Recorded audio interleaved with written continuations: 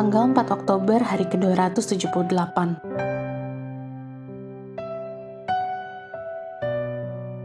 Bacaan Matius pasal 12 sampai pasal 15.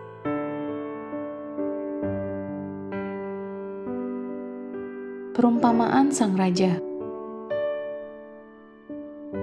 Garis besar, ketika orang banyak berkerumun di sekitar Yesus untuk mengalami jamahan penyembuhannya, para pemimpin agama merencanakan kejatuhan dan kehancuran Yesus. Mereka yang menolak mengakui bukti yang jelas dari mujizatnya dengan gegabah menghubungkan kekuatan Yesus dengan setan. Kepada mereka, Yesus menanggapi dengan peringatan tentang penghakiman dan kutukan. Tetapi bagi semua yang akan menerima pernyataannya, Dia menawarkan janji berkat dan anugerah. Di tengah-tengah drama yang melibatkan penerimaan dan penolakan yang terus meningkat ini, Yesus menggambarkan kerajaan surga dalam 7 perumpamaan, kisah duniawi yang menggambarkan realitas surgawi.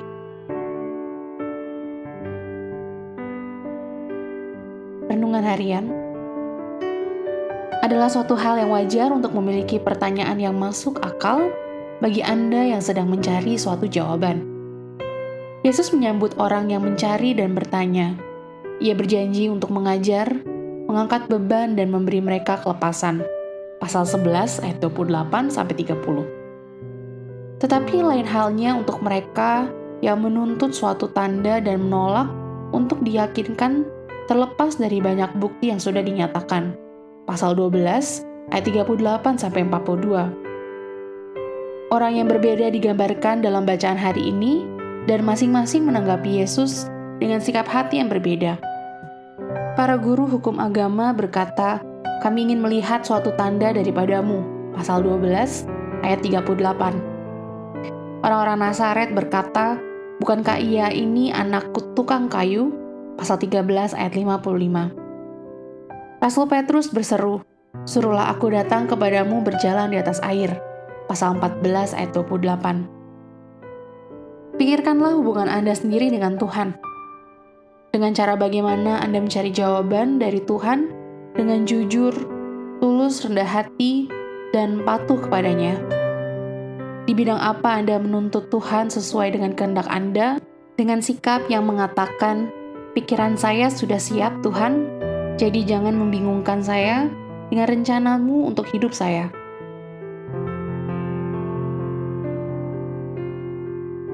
Iman adalah percaya apa yang kita tidak lihat, dan hadiah dari iman ini adalah untuk melihat apa yang kita percaya.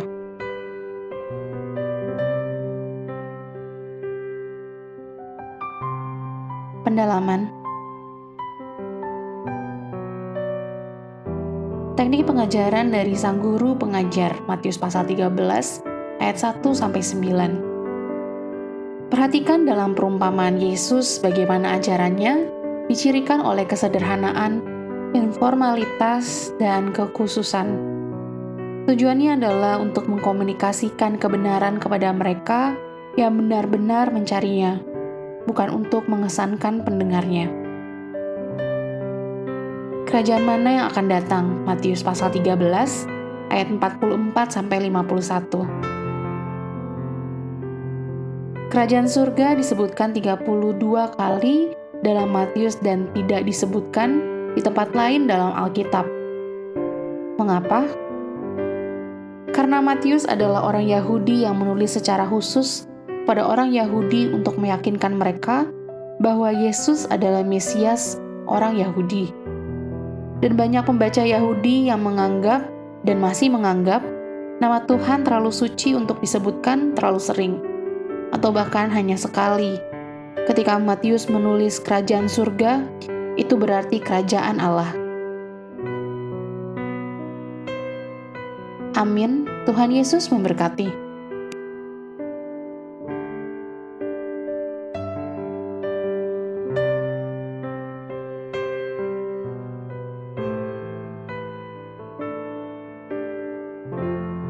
Matius pasal 12.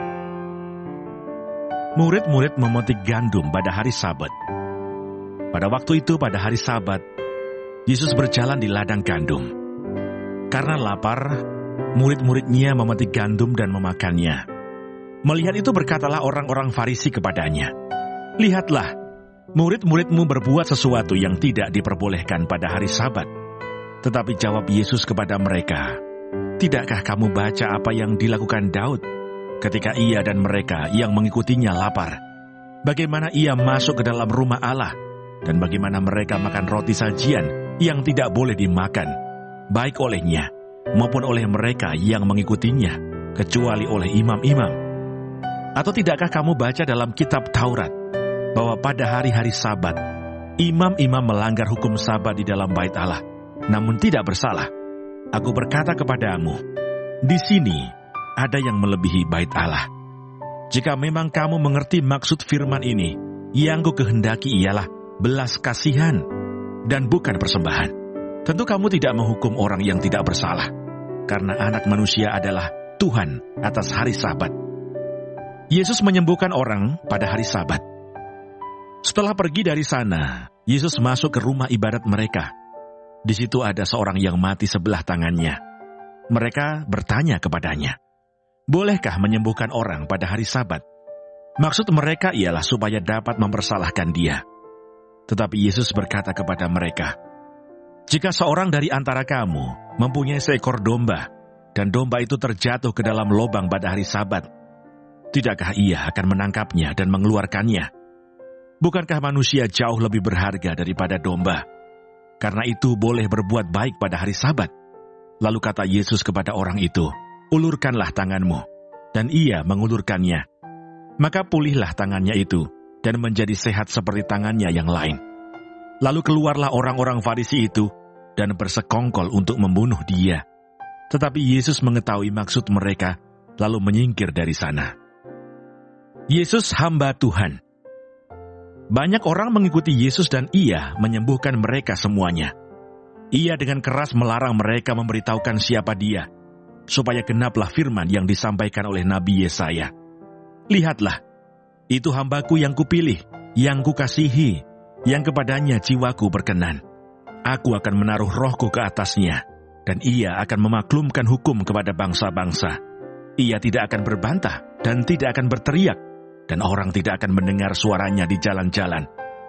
Bulu yang patah terkulai tidak akan diputuskannya, dan sumbu yang pudar nyalanya tidak akan dipadamkannya, sampai ia menjadikan hukum itu menang. Dan padanyalah bangsa-bangsa akan berharap." Yesus dan Beelzebul. Kemudian dibawalah kepada Yesus seorang yang kerasukan setan. Orang itu buta dan bisu. Lalu Yesus menyembuhkannya, sehingga si bisu itu berkata-kata dan melihat. Maka takjublah sekalian orang banyak itu, katanya, "Ia ini agaknya anak Daud." Tetapi ketika orang Farisi mendengarnya, mereka berkata, "Dengan Beelzebul, penghulu setan, ia mengusir setan." Tetapi Yesus mengetahui pikiran mereka, lalu berkata kepada mereka, "Setiap kerajaan yang terpecah-pecah pasti binasa, dan setiap kota atau rumah tangga yang terpecah-pecah tidak dapat bertahan. Demikianlah juga kalau iblis mengusir iblis, ia pun terbagi-bagi dan melawan dirinya sendiri. Bagaimanakah kerajaannya dapat bertahan? Jadi jika aku mengusir setan dengan kuasa Beelzebul, dengan kuasa siapakah pengikut-pengikutmu mengusirnya? Sebab itu merekalah yang akan menjadi hakimmu. Tetapi jika aku mengusir setan dengan kuasa Roh Allah, maka sesungguhnya kerajaan Allah sudah datang kepadamu. Atau bagaimanakah orang dapat memasuki rumah seorang yang kuat dan merampas harta bendanya, apabila tidak diikatnya dahulu orang kuat itu? Sesudah diikatnya barulah dapat ia merampok rumah itu. Siapa tidak bersama aku, ia melawan aku. Dan siapa tidak mengumpulkan bersama aku, ia mencerai-beraikan. Sebab itu aku berkata kepadamu, segala dosa dan hujat manusia akan diampuni, tetapi hujat terhadap Roh Kudus tidak akan diampuni. Apabila seorang mengucapkan sesuatu menentang Anak Manusia, ia akan diampuni. Tetapi jika ia menentang Roh Kudus, ia tidak akan diampuni. Di dunia ini tidak, dan di dunia yang akan datang pun tidak. Jikalau suatu pohon kamu katakan baik, maka baik pula buahnya.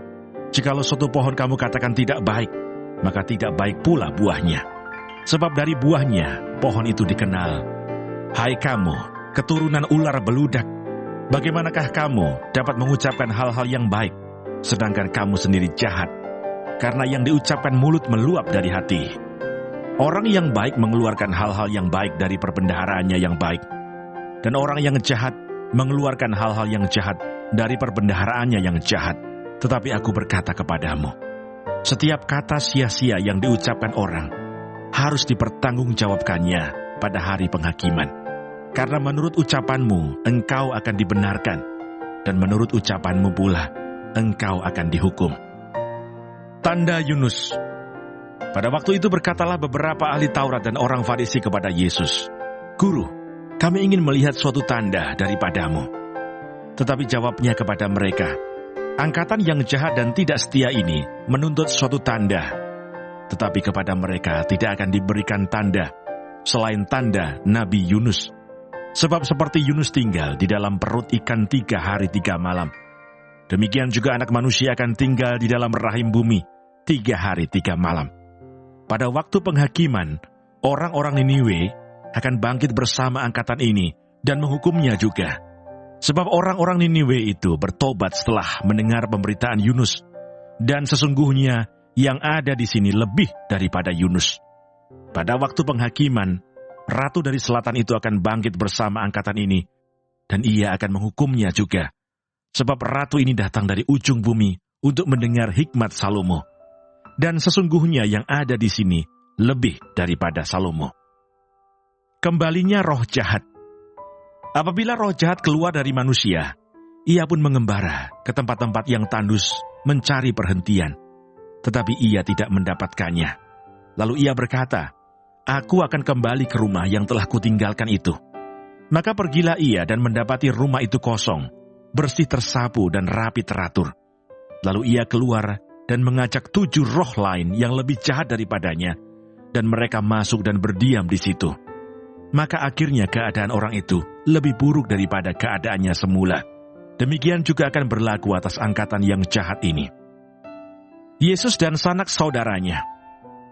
Ketika Yesus masih berbicara dengan orang banyak itu, ibunya dan saudara-saudaranya berdiri di luar dan berusaha menemui dia.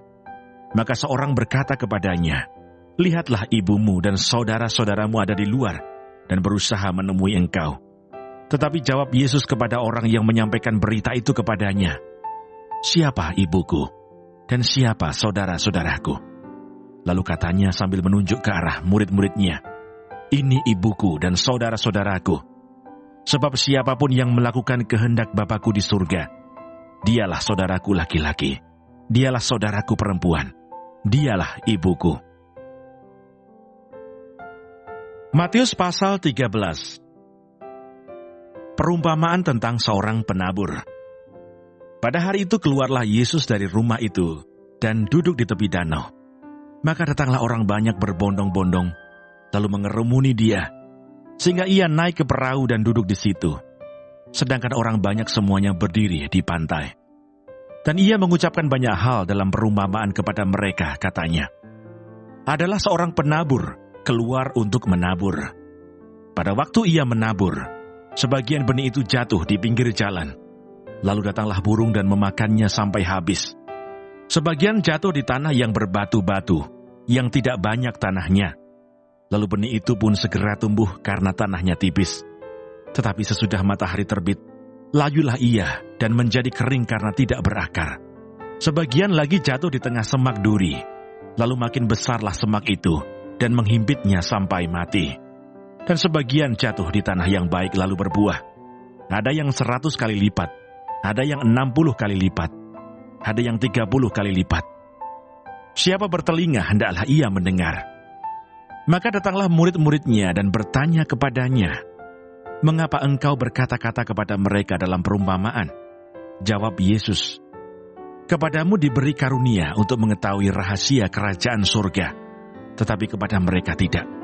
Karena siapa yang mempunyai, kepadanya akan diberi, sehingga ia berkelimpahan.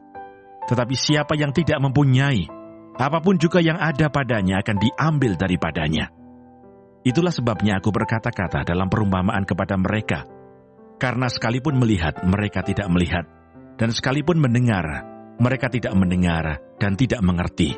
Maka pada mereka genaplah nubuat Yesaya yang berbunyi, kamu akan mendengar dan mendengar, namun tidak mengerti. Kamu akan melihat dan melihat, namun tidak menanggap. Sebab hati bangsa ini telah menebal, dan telinganya berat mendengar, dan matanya melekat tertutup, supaya jangan mereka melihat dengan matanya, dan mendengar dengan telinganya, dan mengerti dengan hatinya, lalu berbalik sehingga aku menyembuhkan mereka. Tetapi, berbahagialah matamu karena melihat, dan telingamu karena mendengar. Sebab aku berkata kepadamu, sesungguhnya banyak nabi dan orang benar ingin melihat apa yang kamu lihat, tetapi tidak melihatnya, dan ingin mendengar apa yang kamu dengar, tetapi tidak mendengarnya. Karena itu, dengarlah arti perumpamaan penabur itu. Kepada setiap orang yang mendengar firman tentang kerajaan surga, tetapi tidak mengertinya, datanglah si jahat dan merampas yang ditaburkan dalam hati orang itu. Itulah benih yang ditaburkan di pinggir jalan. Benih yang ditaburkan di tanah yang berbatu-batu ialah orang yang mendengarkan firman itu dan segera menerimanya dengan gembira. Tetapi ia tidak berakar dan tahan sebentar saja. Apabila datang penindasan atau penganiayaan karena firman itu, orang itu pun segera murtad. Yang ditaburkan di tengah semak duri ialah orang yang mendengar firman itu. Lalu kekhawatiran dunia ini dan tipu daya kekayaan menghimpit firman itu, sehingga tidak berbuah. Yang ditaburkan di tanah yang baik ialah orang yang mendengar firman itu dan mengerti, dan karena itu ia berbuah. Ada yang 100 kali lipat, ada yang 60 kali lipat, ada yang 30 kali lipat. Perumpamaan tentang lalang di antara gandum. Yesus membentangkan suatu perumpamaan lain lagi kepada mereka, katanya, hal kerajaan surga itu seumpama orang yang menaburkan benih yang baik di ladangnya. Tetapi pada waktu semua orang tidur, datanglah musuhnya menaburkan benih lalang di antara gandum itu, lalu pergi. Ketika gandum itu tumbuh dan mulai berbulir, nampak jugalah lalang itu. Maka datanglah hamba-hamba Tuan ladang itu kepadanya dan berkata, Tuan, bukankah benih baik yang Tuan taburkan di ladang Tuan? Dari manakah lalang itu? Jawab Tuan itu, seorang musuh yang melakukannya. Lalu berkatalah hamba-hamba itu kepadanya, jadi maukah Tuan supaya kami pergi mencabut lalang itu? Tetapi ia berkata, jangan, sebab mungkin gandum itu ikut tercabut pada waktu kamu mencabut lalang itu. Biarkanlah keduanya tumbuh bersama sampai waktu menuai. Pada waktu itu aku akan berkata kepada para penuai, kumpulkanlah dahulu lalang itu, dan ikatlah berberkas-berkas untuk dibakar. Kemudian kumpulkanlah gandum itu ke dalam lumbungku. Perumpamaan tentang biji sesawi dan ragi. Yesus membentangkan suatu perumpamaan lain lagi kepada mereka, katanya, hal kerajaan surga itu seumpama biji sesawi yang diambil dan ditaburkan orang di ladangnya.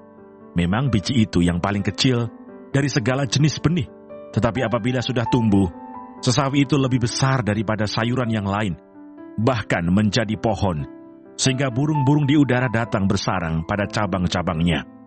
Dan ia menceritakan perumpamaan ini juga kepada mereka. Hal kerajaan surga itu seumpama ragi, yang diambil seorang perempuan dan diadukkan ke dalam tepung terigu 3 sukat, sampai kamir seluruhnya. Semuanya itu disampaikan Yesus kepada orang banyak dalam perumpamaan, dan tanpa perumpamaan suatu pun tidak disampaikannya kepada mereka, supaya genaplah firman yang disampaikan oleh Nabi. Aku mau membuka mulutku, mengatakan perumpamaan. Aku mau mengucapkan hal yang tersembunyi sejak dunia dijadikan.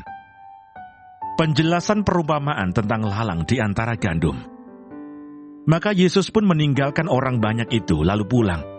Murid-muridnya datang dan berkata kepadanya, jelaskanlah kepada kami perumpamaan tentang lalang di ladang itu. Ia menjawab katanya, orang yang menaburkan benih baik ialah anak manusia. Ladang ialah dunia. Benih yang baik itu anak-anak kerajaan, dan lalang anak-anak si jahat. Musuh yang menaburkan benih lalang ialah iblis. Waktu menuai ialah akhir zaman, dan para penuai itu malaikat. Maka seperti lalang itu dikumpulkan dan dibakar dalam api, demikian juga pada akhir zaman. Anak manusia akan menyuruh malaikat-malaikatnya, dan mereka akan mengumpulkan segala sesuatu yang menyesatkan, dan semua orang yang melakukan kejahatan dari dalam kerajaannya. Semuanya akan dicampakkan ke dalam dapur api. Di sanalah akan terdapat ratapan dan kertakan gigi. Pada waktu itulah orang-orang benar akan bercahaya seperti matahari dalam kerajaan Bapa mereka. Siapa bertelinga, hendaklah ia mendengar. Perumpamaan tentang harta terpendam dan mutiara yang berharga. Hal kerajaan surga itu seumpama harta yang terpendam di ladang, yang ditemukan orang, lalu dipendamkannya lagi. Oleh sebab sukacitanya pergilah ia menjual seluruh miliknya, lalu membeli ladang itu.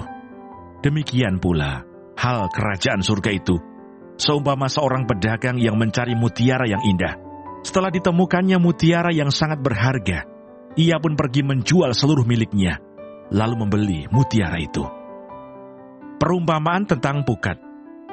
Demikian pula hal kerajaan surga itu, seumpama pukat yang dilabuhkan di laut, lalu mengumpulkan berbagai-bagai jenis ikan. Setelah penuh pukat itu pun diseret orang ke pantai, lalu duduklah mereka dan mengumpulkan ikan yang baik ke dalam pasu, dan ikan yang tidak baik mereka buang. Demikianlah juga pada akhir zaman. Malaikat-malaikat akan datang memisahkan orang jahat dari orang benar, lalu mencampakkan orang jahat ke dalam dapur api. Di sanalah akan terdapat ratapan dan kertakan gigi. Mengertikah kamu semuanya itu? Mereka menjawab, ya, kami mengerti. Maka berkatalah Yesus kepada mereka, karena itu setiap ahli Taurat yang menerima pelajaran dari hal kerajaan surga itu, seumpama tuan rumah yang mengeluarkan harta yang baru dan yang lama dari perbendaharaannya. Yesus ditolak di Nazaret. Setelah Yesus selesai menceritakan perumpamaan-perumpamaan itu, ia pun pergi dari situ. Setibanya di tempat asalnya, Yesus mengajar orang-orang di situ di rumah ibadat mereka. Maka takjublah mereka dan berkata, dari mana diperolehnya hikmat itu dan kuasa untuk mengadakan mukjizat-mukjizat itu? Bukankah ia ini anak tukang kayu? Bukankah ibunya bernama Maria dan saudara-saudaranya Yakobus, Yusuf, Simon dan Yudas? Dan bukankah saudara-saudaranya perempuan semuanya ada bersama kita? Jadi, dari mana diperolehnya semuanya itu? Lalu mereka kecewa dan menolak dia. Maka Yesus berkata kepada mereka, seorang nabi dihormati di mana-mana, kecuali di tempat asalnya sendiri dan di rumahnya. Dan karena ketidakpercayaan mereka, tidak banyak mukjizat diadakannya di situ. Matius pasal 14. Yohanes Pembaptis dibunuh. Pada masa itu sampailah berita-berita tentang Yesus kepada Herodes, raja wilayah. Lalu ia berkata kepada pegawai-pegawainya, inilah Yohanes Pembaptis. Ia sudah bangkit dari antara orang mati, dan itulah sebabnya kuasa-kuasa itu bekerja di dalamnya. Sebab memang Herodes telah menyuruh menangkap Yohanes, membelenggunya, dan memenjarakannya, berhubung dengan peristiwa Herodias, istri Filipus saudaranya. Karena Yohanes pernah menegurnya, katanya, tidak halal engkau mengambil Herodias. Herodes ingin membunuhnya, tetapi ia takut akan orang banyak yang memandang Yohanes sebagai nabi. Tetapi pada hari ulang tahun Herodes, menarilah anak perempuan Herodias di tengah-tengah mereka, dan menyukakan hati Herodes. Sehingga Herodes bersumpah akan memberikan kepadanya apa saja yang dimintanya. Maka setelah dihasut oleh ibunya, anak perempuan itu berkata, berikanlah aku di sini kepala Yohanes Pembaptis di sebuah talam. Lalu sedihlah hati raja, tetapi karena sumpahnya dan karena tamu-tamunya, diperintahkannya juga untuk memberikannya. Disuruhnya memenggal kepala Yohanes di penjara, dan kepala Yohanes itu pun dibawa orang di sebuah talam, lalu diberikan kepada gadis itu, dan ia membawanya kepada ibunya. Kemudian datanglah murid-murid Yohanes Pembaptis mengambil mayatnya dan menguburkannya. Lalu pergilah mereka memberitahukannya kepada Yesus. Yesus memberi makan 5.000 orang. Setelah Yesus mendengar berita itu, menyingkirlah ia dari situ dan hendak mengasingkan diri dengan perahu ke tempat yang sunyi. Tetapi orang banyak mendengarnya dan mengikuti dia dengan mengambil jalan darat dari kota-kota mereka. Ketika Yesus mendarat, ia melihat orang banyak yang besar jumlahnya. Maka tergeraklah hatinya oleh belas kasihan kepada mereka, dan ia menyembuhkan mereka yang sakit. Menjelang malam, murid-muridnya datang kepadanya dan berkata, "Tempat ini sunyi dan hari sudah mulai malam. Suruhlah orang banyak itu pergi supaya mereka dapat membeli makanan di desa-desa." Tetapi Yesus berkata kepada mereka, "Tidak perlu mereka pergi. Kamu harus memberi mereka makan." Jawab mereka, "Yang ada pada kami di sini hanya 5 roti dan 2 ikan." Yesus berkata, "Bawalah kemari kepadaku." Lalu disuruhnya orang banyak itu duduk di rumput. Dan setelah diambilnya 5 roti dan 2 ikan itu, Yesus menengadah ke langit dan mengucap berkat, lalu memecah-mecahkan roti itu dan memberikannya kepada murid-muridnya. Lalu murid-muridnya membagi-bagikannya kepada orang banyak, dan mereka semuanya makan sampai kenyang. Kemudian orang mengumpulkan potongan-potongan roti yang sisa, 12 bakul penuh. Yang ikut makan kira-kira 5.000 laki-laki, tidak termasuk perempuan dan anak-anak. Yesus berjalan di atas air. Sesudah itu Yesus segera memerintahkan murid-muridnya naik ke perahu dan mendahulunya ke seberang. Sementara itu ia menyuruh orang banyak pulang.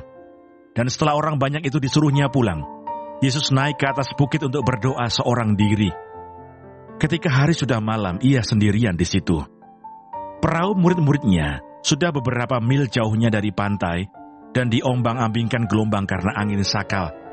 Kira-kira jam 3 malam datanglah Yesus kepada mereka, berjalan di atas air.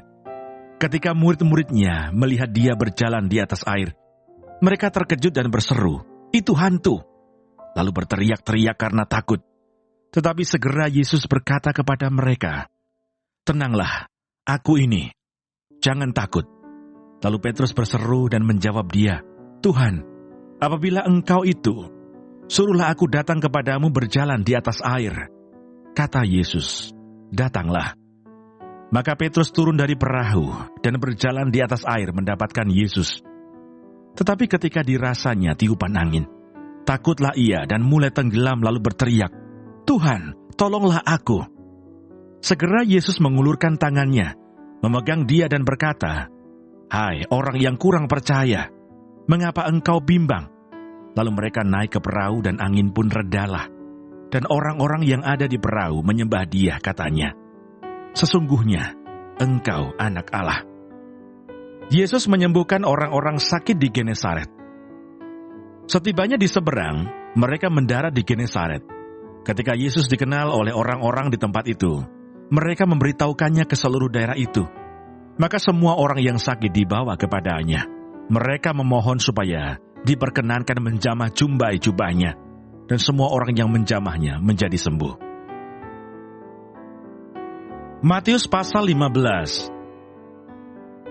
Perintah Allah dan adat istiadat Yahudi. Kemudian datanglah beberapa orang Farisi dan ahli Taurat dari Yerusalem kepada Yesus dan berkata, "Mengapa murid-muridmu melanggar adat istiadat nenek moyang kita? Mereka tidak membasuh tangan sebelum makan." Tetapi jawab Yesus kepada mereka, "Mengapa kamu pun melanggar perintah Allah demi adat istiadat nenek moyangmu? Sebab Allah berfirman, 'Hormatilah ayahmu dan ibumu,' dan lagi, 'Siapa yang mengutuki ayahnya atau ibunya, pasti dihukum mati.' Tetapi kamu berkata, 'Barang siapa berkata kepada bapaknya atau kepada ibunya, apa yang ada padaku yang dapat digunakan untuk pemeliharaanmu, sudah digunakan untuk persembahan kepada Allah, orang itu tidak wajib lagi menghormati bapaknya atau ibunya. Dengan demikian firman Allah kamu nyatakan tidak berlaku demi adat istiadatmu sendiri. Hai orang-orang munafik, benarlah nubuat Yesaya tentang kamu. Bangsa ini memuliakan aku dengan bibirnya, padahal hatinya jauh daripadaku. Percuma mereka beribadah kepadaku, sedangkan ajaran yang mereka ajarkan ialah perintah manusia." Lalu Yesus memanggil orang banyak dan berkata kepada mereka, "Dengar dan camkanlah. Bukan yang masuk ke dalam mulut yang menajiskan orang, melainkan yang keluar dari mulut, itulah yang menajiskan orang." Maka datanglah murid-muridnya dan bertanya kepadanya, "Engkau tahu bahwa perkataanmu itu telah menjadi batu sandungan bagi orang-orang Farisi?" Jawab Yesus, "Setiap tanaman yang tidak ditanam oleh Bapa-Ku yang di surga akan dicabut dengan akar-akarnya. Biarkanlah mereka itu. Mereka orang buta yang menuntun orang buta. Jika orang buta menuntun orang buta, pasti keduanya jatuh ke dalam lubang. Lalu Petrus berkata kepadanya, "Jelaskanlah perumpamaan itu kepada kami." Jawab Yesus, "Kamu pun masih belum dapat memahaminya. Tidak tahukah kamu bahwa segala sesuatu yang masuk ke dalam mulut turun ke dalam perut, lalu dibuang di jamban? Tetapi apa yang keluar dari mulut berasal dari hati, dan itulah yang menajiskan orang. Karena dari hati timbul segala pikiran jahat, pembunuhan, berzinahan, percabulan, pencurian, sumpah palsu dan hujat. Itulah yang menajiskan orang. Tetapi makan dengan tangan yang tidak dibasuh tidak menajiskan orang." Perempuan Kanaan yang percaya. Lalu Yesus pergi dari situ dan menyingkir ke daerah Tirus dan Sidon. Maka datanglah seorang perempuan Kanaan dari daerah itu dan berseru, "Kasihanilah aku ya Tuhan, anak Daud, karena anakku perempuan kerasukan setan dan sangat menderita." Tetapi Yesus sama sekali tidak menjawabnya. Lalu murid-muridnya datang dan meminta kepadanya, "Suruhlah ia pergi. Ia mengikuti kita dengan berteriak-teriak." Jawab Yesus, "Aku diutus hanya kepada domba-domba yang hilang dari umat Israel." Tetapi perempuan itu mendekat dan menyembah Dia sambil berkata, "Tuhan, tolonglah aku." Tetapi Yesus menjawab, "Tidak patut mengambil roti yang disediakan bagi anak-anak dan melemparkannya kepada anjing." Kata perempuan itu, "Benar Tuhan, namun anjing itu makan remah-remah yang jatuh dari meja tuannya." Maka Yesus menjawab dan berkata kepadanya, "Hai ibu, besar imanmu, maka jadilah kepadamu seperti yang kau kehendaki." Dan seketika itu juga anaknya sembuh. Yesus menyembuhkan banyak orang sakit. Setelah meninggalkan daerah itu, Yesus menyusur pantai Danau Galilea dan naik ke atas bukit lalu duduk di situ. Kemudian orang banyak berbondong-bondong datang kepadanya, membawa orang lumpuh, orang timpang, orang buta, orang bisu, dan banyak lagi yang lain. Lalu meletakkan mereka pada kaki Yesus, dan Ia menyembuhkan mereka semuanya. Maka takjublah orang banyak itu melihat orang bisu berkata-kata, orang timpang sembuh, orang lumpuh berjalan, orang buta melihat, dan mereka memuliakan Allah Israel. Yesus memberi makan 4.000 orang. Lalu Yesus memanggil murid-muridnya dan berkata, "Hatiku tergerak oleh belas kasihan kepada orang banyak itu. Sudah 3 hari mereka mengikuti aku, dan mereka tidak mempunyai makanan. Aku tidak mau menyuruh mereka pulang dengan lapar. Nanti mereka pingsan di jalan." Kata murid-muridnya kepadanya, "Bagaimana di tempat sunyi ini kita mendapat roti untuk mengenyangkan orang banyak yang begitu besar jumlahnya?" Kata Yesus kepada mereka, "Berapa roti ada padamu?" 7, jawab mereka. "Dan ada lagi beberapa ikan kecil." Lalu Yesus menyuruh orang banyak itu duduk di tanah. Sesudah itu Ia mengambil ke-7 roti dan ikan-ikan itu, mengucap syukur, memecah-mecahkannya, dan memberikannya kepada murid-muridnya. Lalu murid-muridnya memberikannya pula kepada orang banyak, dan mereka semuanya makan sampai kenyang. Kemudian orang mengumpulkan potongan-potongan roti yang sisa, 7 bakul penuh.